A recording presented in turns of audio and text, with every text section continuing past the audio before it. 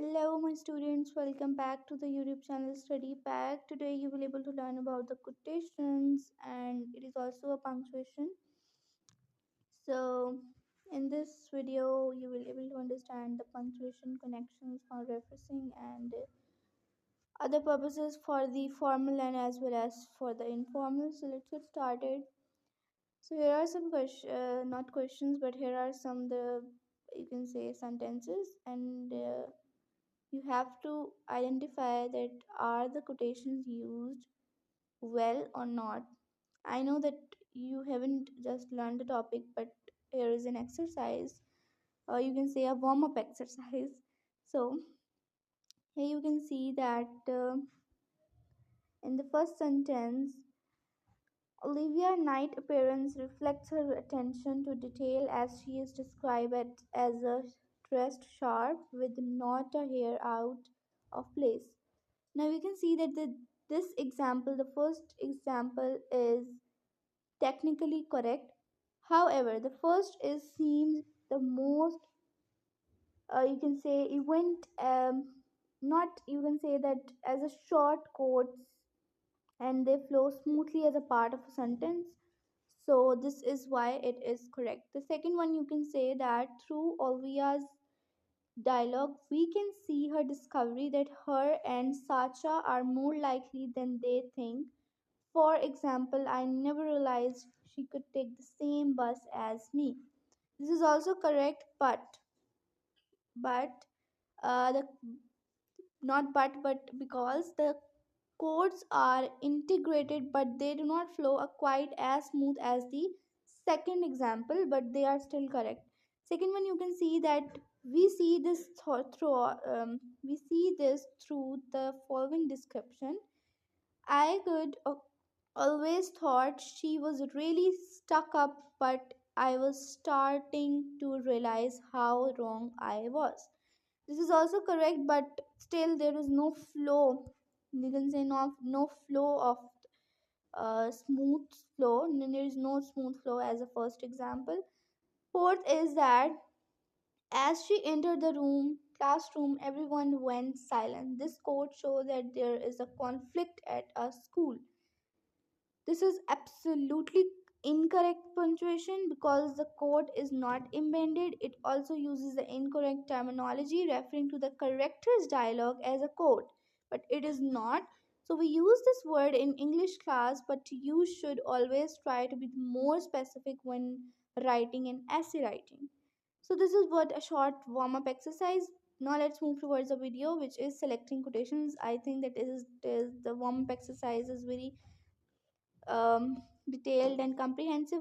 However, let's move towards the quotations. So, when you write an analytical essay, you will need to conclude the direct quotations from your studied text as evidence to support your analysis, and this can ensure you receive a better marks than if you simply summarize your examples. But quotations should never be standalone, they should always be embedded into your sentence. So let's explore the key punctuation rules to seamlessly integrating quotes in your sentences. So students, before we begin, here are some things to keep in mind when selecting the quotation. Number one is to select the quotes that are relevant and enhance the contents of your writing. Secondly, what you have to do is you have to ensure the quote supports your overall argument and analyze. Thirdly, you have to maintain the original author's tone and intent while integrating the quote.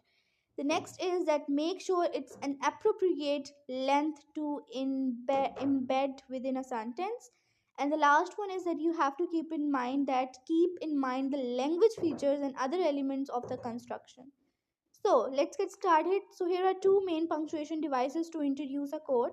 The most common way and the smoothest way is to use the comma. And the second one is that if you use a complete sentence to introduce a quote, you have to use a colon. You can say according to the author, comma, the world was not ready for what could happen next. So here it is used comma for to introduce the quote. Now in the second one you can see the author explained the sun was setting, casting long shadows across the room. In this, the colon is used to explain the quote, or you can say to quote the quote.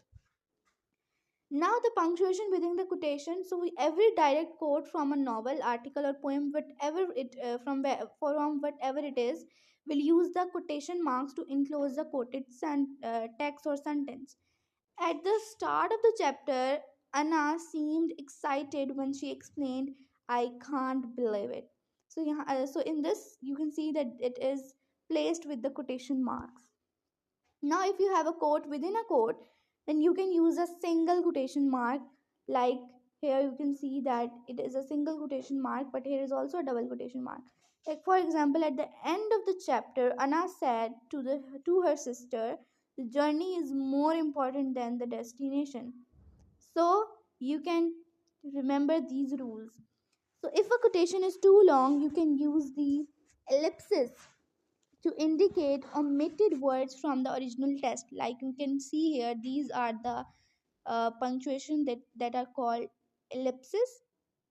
So the author describes how the abundant schoolyards loomed ominously. अब यहाँ पर so now here you can see that there are the dot dot dot. So this is indicating that there are some words that are left over from the original text. Sorry. If you need to add a word or phrase within the quotation for the clarity or a contents, enclose the added text in a squared bracket. Squared bracket is like this, the football team, like this. Now, the final punctuation of a sentence, for example, it can be a full stop, or exclamation mark, question mark, or whatever, goes outside of the final quotation mark if the punctuation mark is part of your own sentence. So, students, the next rule is that, however, the final punctuation mark will go inside the final quotation mark if it is part of a original quotations. If not, then it will be outside. If yes, it is part, then inside. Now, how you have to blend the quotation smoothly? So, to avoid the awkward transition by integrating the quotation smoothly into a sentence structure, the shorter the code, the easy this is to do. Now, what you have to do is to choose the shorter code. Now, use appropriate transition words or phrases to connect the code with this rest of the sentence. Um, use the transition words very appropriately. So, students, this was all about today's rules and tricks for the quotation marks. I hope that you are clear with the topic. If not, you can ask me in the comment section. I will always here for your queries. So, Allah Hafiz for the next video, and stay tuned for the next videos of learning English with me.